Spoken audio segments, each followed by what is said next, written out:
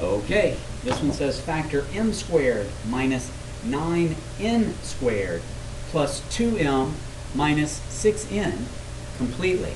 Okay. All right, took a while to read that polynomial. All right, remember, it says factor. First thing I'm going to do, is there anything I can pull out? And there's not. There's nothing common to all 4 terms. Second thing I'm going to do is count the terms. And I have 4 of them. So it can't be the difference of 2 squares. And I can't factor it like a trinomial into 2 binomials right off the bat. When I have 4 terms, I have to try and group it. Okay? And remember, simple man like me, simple mind. All right? I'm going to go with what they've given me to start and just see if that works. It may work, it may not. I'll have to start over, but I won't whine about it. All right? So let's look. I'm going to group this one, m squared minus 9n squared.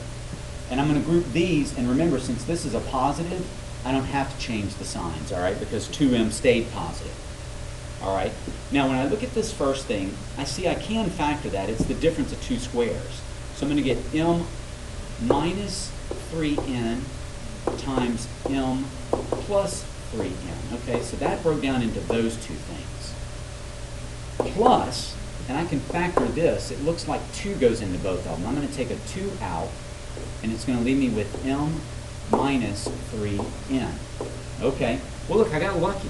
Remember, teachers write these problems, so I'm always going to start off with what they've given me. I may have to rearrange it, but sometimes I may not, and in this case I didn't. Now, how many terms do I have? I've got 2. This one plus this one. Do they have anything in common? Yes, they do. The first one has m minus 3n, and the second one has m minus 3n. So I'm going to take that out front, and I'm going to write it as m minus 3n. Now, m minus 3n times what gives me this? Well, m plus 3n. And keep the parentheses around it. Remember, it's a quantity, okay? And then m minus 3 times what gives me 2 times n minus 3n. Well, plus 2. Okay. Now I want to simplify anything that I can, because remember, when I get things factored, when they're factored, that means at the end, I've just got things being multiplied together. Quantities or just individual monomials, all right? So now, this one in the front, I can't simplify that anymore. That's just m minus 3n. But this one back here, I can do plus 3n plus 2 when I drop the parentheses.